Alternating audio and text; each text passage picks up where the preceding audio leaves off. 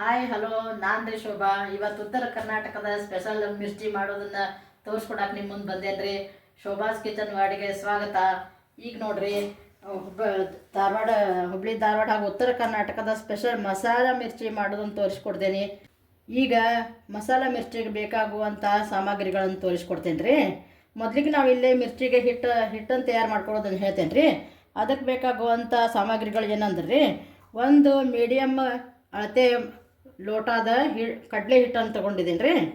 ಆಮೇಲೆ 1 tea spoon ಅಜವಾನ ತೊಗೊಂಡಿದ್ದೀನಿ ರೀ, ಓಂಕಾಳು. ಆಮೇಲೆ ರುಚಿಗೆ ತಕ್ಕಷ್ಟು ಉಪ್ಪನ್ನು ತೊಗೋಬೇಕು ರೀ.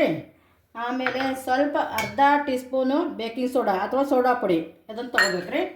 ಆಮೇಲೆ ಸ್ವಲ್ಪ ಅರಿಶಿನ ಪುಡಿ ತೊಗೋಬೇಕು ರೀ.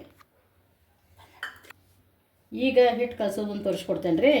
ಈಗ ನಾವು ತೊಗೊಂಡಿರುವಂಥ ಹಸಿ ಕಡಲೆ ಹಿಟ್ಟಿಗೆ ಇದು ಅಜವಾನ, ಉಪ್ಪು,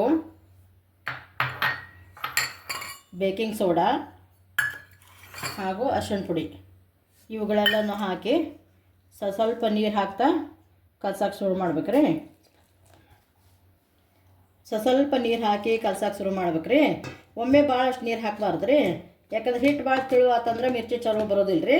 ಹಂಗಂತೇಳಿ ಭಾಳ ಗಟ್ಟಿನೂ ಮಾಡಬಾರ್ದು ರೀ, ಯಾಕಂದ್ರೆ ಹಿಟ್ಟು ಒಳಗೆ ಹಸಿ ಉಳಿತೈತೆ ರೀ. ಬೇಯಲಾರ್ದೆ ಇದ್ರೆ ಮಿರ್ಚಿ ಟೇಸ್ಟನ್ನು ಹೋಗ್ಬಿಡ್ತೈತೆ ರೀ. ಈಗ ನಾನು ಇದು ತೋರಿಸ್ತೇನೆ ನೋಡಿರಿ. ಈ ಹದಕ್ಕೆ ಹಿಟ್ಟನ್ನು ಕಲಿಸ್ಕೋಬೇಕು ರೀ.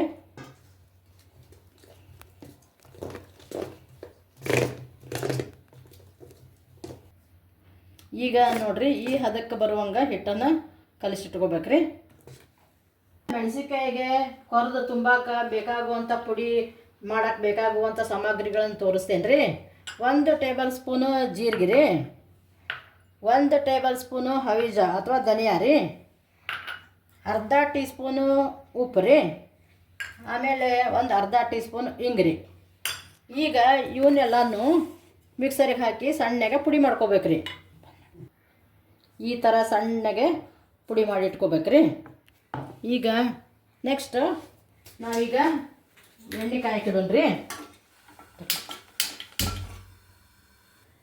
ಈಗ ನಾವೇನು ಈಗ ಮಿಕ್ಸ್ ಮಾಡ್ಕೊಂಡಿದ್ದೇವಲ್ಲ ರೀ ಪುಡಿ, ಇದನ್ನು ಮೆಣಸಿನ್ಕಾಯಿ ಕೊರೆದು ಇದ್ರಾಗ ತುಂಬೇಕು ರೀ. ಇಲ್ಲಿ ನಾ ತೋರಿಸ್ತೇನೆ ರೀ. ಮೆಣಸಿನ್ಕಾಯಿನ ಈ ಥರ ನಡಕ್ಕೆ ಕೊಯ್ದಿಟ್ಕೋಬೇಕು ರೀ. ಈ ಮೆಣಸಿನ್ಕಾಯಿನ ದಪ್ಪಗೆ ಬ್ಯಾಡಗಿ ಮೆಣಸಿನ್ಕಾಯಿ ಇರ್ಬೇಕು ರೀ. ಮತ್ತು ತೆಳ್ಳನ ಮೆಣಸಿನ್ಕಾಯಿ ತೊಗೊಂಡ್ರೆ ಭಾಳ ಖಾರ ಇರ್ತಾವೆ. ಅದಕ್ಕೆ ಇಲ್ಲಿ ಬ್ಯಾಡಗಿ ಮೆಣಸಿನ್ಕಾಯಿ, ದಪ್ಪನ ಮೆಣಸಿನ್ಕಾಯಿ ತೊಗೋರಿ. ಪುಡಿ ಹಿಂಗೆ ತುಂಬೇಕು ರೀ. ಎಲ್ಲ ಮೆಣಸಿನ್ಕಾಯಿಗೂ ಈ ಥರ ಪುಡಿ ತುಂಬಿ ಇಟ್ಕೋಬೇಕು ರೀ. ನೋಡಿರಿ, ಎಣ್ಣೆ ಕಾದೈತಿ. ಈಗ ಮಿರ್ಚಿನ ಹಿಟ್ಟಿನಾಗ ಬಿಡೋ ಹೊತ್ನಾಗ ಇದಕ್ಕೊಂದು ಟ್ರಿಕ್ ಹೇಳ್ಕೊಡ್ತೇನೆ ನೋಡ್ರಿ. ಇಲ್ಲೇ ಹಿಂಗೆ ಹಿಟ್ಟಿನಾಗ ಪೂರ್ತಿ ಮೆಣಸಿನ್ಕಾಯಿ ಅದ್ದಬಾರ್ದು ರೀ. ಹಿಂಗೆ ಹಿಟ್ಟಿನಾಗ ಮೆಣಸಿನ್ಕಾಯಿನ ಮಸಾಲೆ ಏನು ಹಾಕಿರ್ತೇವಲ್ಲ ಆ ಜಾಗ ಬಿಟ್ಟು ಉಳ್ಕಿ ಜಾಗನ ಹಿಟ್ಟಿನಾಗ ಎದ್ದೆದ್ದೆ ಹಿಂಗೆ ಮಿರ್ಚಿ ಬಿಡ್ಬೇಕು ರೀ.